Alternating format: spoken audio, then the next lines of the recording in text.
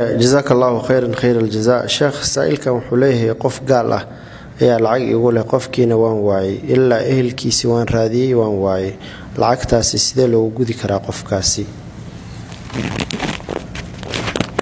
الحمد لله وادو صدقين العق تاع الصدقة بحين مال في عني خير بعد قدري isagoo gaal aad u sadaqayn marda isagii weyday gaalku xoolaha sadaqada uu la baxo iyo khayrkiisa wanaagga uu sameeyo horta isaga inuu gaalnimo ku dhiman waruma haysido ilaahay inuu hanuuniyo islaama laga yaaba hadii ilaahay ba hanuuniyo islaamana sadaqada xoolihiisa loo bixiyayna aakhira ajir buu ka heli hadaad u bixin weydana adoo aakhira xoolihiisa ku qabsan oo ajirkaagu ka qaadan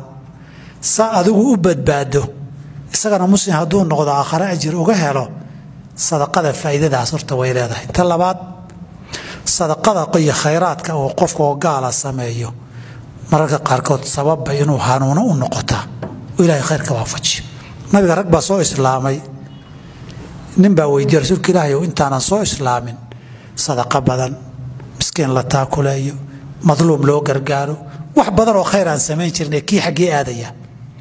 wuxuu aslamta bima aslafta khayrkaad sameyn jirtay baa ilaahay sabab kaaga dhigay inaad islaanto oo laga yaabaa ka iyo ku kala lagu dardaray oo khayr ah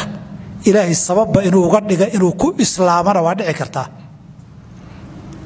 haddaan inta midna dhicin gaaladu wanaagga ay sameeyaan iyo ihsaanka iyo khayrka ay sameeyaan adduunka lagu jaazeeyaa lagu abaalmariyaa in adduunka ilaahay jazihiisa ku siiyo khayr kala adduunku helaa laga yaabaa laba gooraba adigana dimadaada iyo qoortaadii bari bay noqon isagana ma adduun buu ku intifaaci inuu aakhira ku intifaacana waa laga yaabaa hadduu muslim noqdana adiga qaankeeda ka baxsan marka